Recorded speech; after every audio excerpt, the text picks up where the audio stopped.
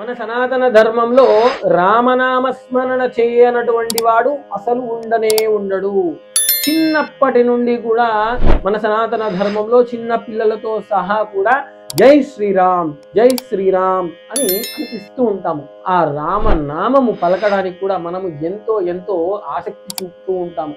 అయితే మరి రామనామస్మరణ చేయడంలో ఆ రామ అనేటటువంటి శబ్దంలో ఆ యొక్క 2 అక్షరాల్లో ఎంత రహస్యము దాగుందో మీకు తెలుసా?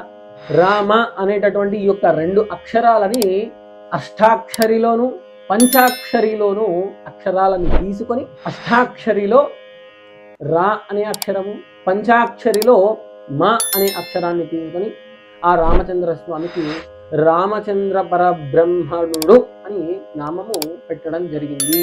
కాబట్టి ఆ రామనామ స్మరణ చేయడము ఎంత కోట్ల రెట్ల ఫలితాన్ని ఇస్తుంది. ఎందుకు, ఏ విధంగా ఇస్తుంది అని అడిగితే, మీరు విష్ణు సహస్రనామ స్తోత్రాన్ని చదివినట్టయితే అక్కడ మనకు స్పష్టంగా పార్వతీదేవి అడిగితే ఆ పరమేశ్వరుడు పార్వతి రామనామ స్మరణాన్ని 3 సార్లు పలికినంత మాత్రం చేత శ్రీ మహావిష్ణువు యొక్క 1000 నామాలని పలికినటువంటి ఫలితము ఉంటుంది అని చెప్పి పార్వతీదేవికి చెప్తాడనమాట.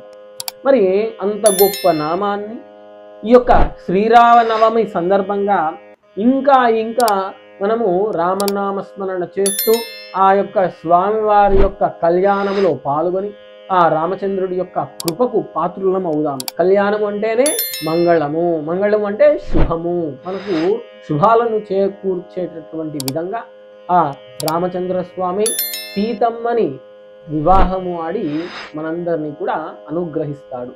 మనము మీరు సాధారణంగా గమనిస్తే రామయ్య అంటాము, సీతమ్మ, రామచంద్ర స్వామిని మాత్రము మనము రామయ్య తండ్రి సీతమ్మ తల్లి కూడా సంబోధిస్తాము.